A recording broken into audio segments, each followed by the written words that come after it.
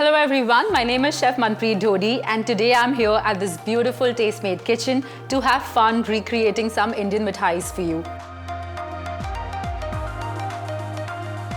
Now if I were to recreate Indian mithais in my kitchen, I want my guests to be stunned by the presentations, but at the same time when they take a bite of the mithais, I want to take them back to their childhood nostalgia. So today I'm going to show you how to elevate a classic Indian dessert by using two of my favorite ingredients, which is dark chocolate and sea salt. So we're going to make a dark chocolate sea salt kheer. Let us start by heating the milk.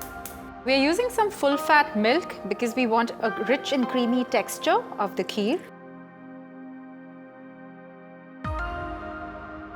We're just going to add in the soaked rice into the milk. Now we're just going to constantly stir the milk and the rice mixture for about 5 to 7 minutes so it does not form any skim on the top. So this step is really important because your milk is starting to simmer and the rice is going to start to expand. The reason that we've used full fat milk is because to make it more creamier, if you see the skim on the side, you have to keep folding it back into the kheer for a nice creamy texture. After about 5 to 10 minutes of cooking the rice and the milk together, it's time to add in the sugar. Ideally, we would use twice the quantity of sugar if we were making a non-chocolate kheer.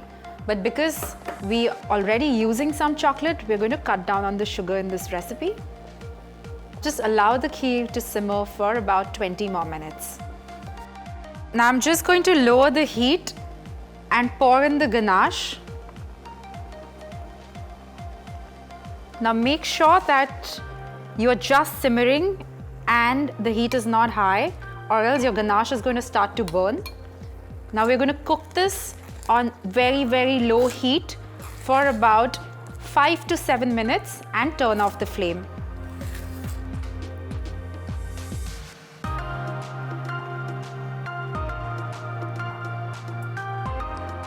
That's it, we're going to turn off the flame and allow the kheer to cool down. Once it's cooled down, we're going to refrigerate and chill the kheer. Now because we have ganache added to the kheer, it's going to be a thick, creamy texture that we're going to get after chilling it. Now because we're making a kheer and ghee is synonymous to making any Indian dessert, we're just going to use a little bit of ghee.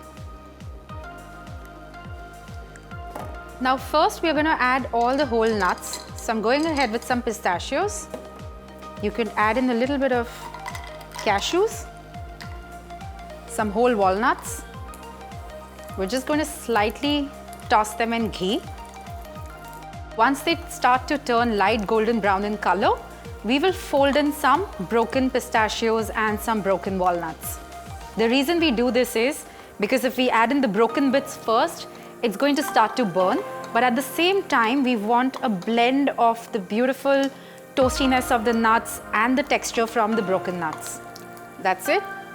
At this stage, the broken walnuts, the broken pistachios. Now I'm going to fold in some honey.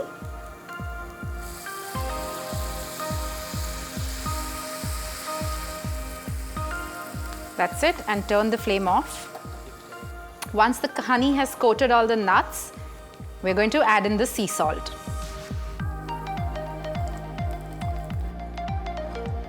That's it, we've turned off the flame.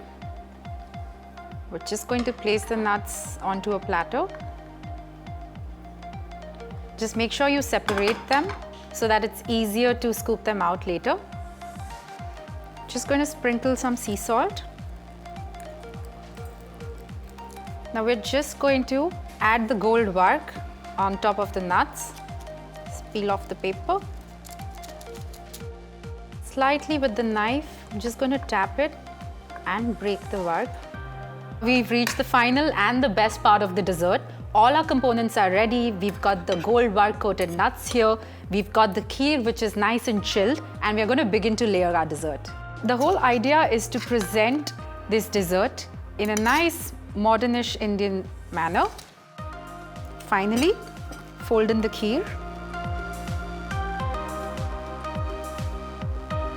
Couple of dollops of the kheer, and then we are going to even the surface. Finally, we'll top it up with the gold white nuts.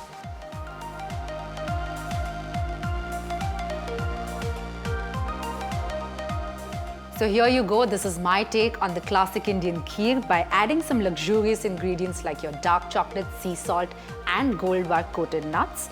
We hope you enjoyed this recipe. I'll be back with more exciting recipes for you.